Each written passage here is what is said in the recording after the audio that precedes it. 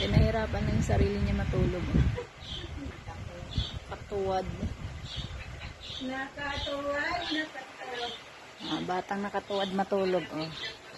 Ganito ba yung anak niya matulog? Nakatuwad.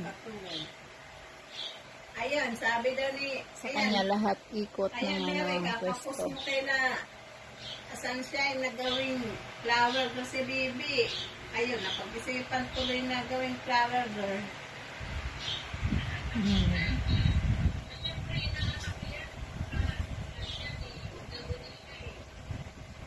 Hindi, ang sa akin, di ko naman ano eh, baka magbigay ng kahihiyan sa lola niya.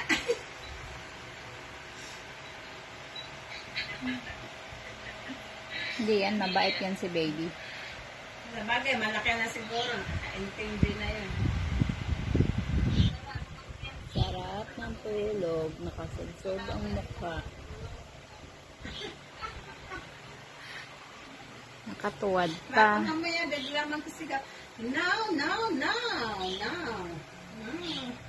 Yan ang bukang bibig niya. Yan. Yung nandito kay Badet eh, nakipaglaro-laro kay Badet. Pinatulan ni Badet, kuha si Badet ng mga dahon ng bayab.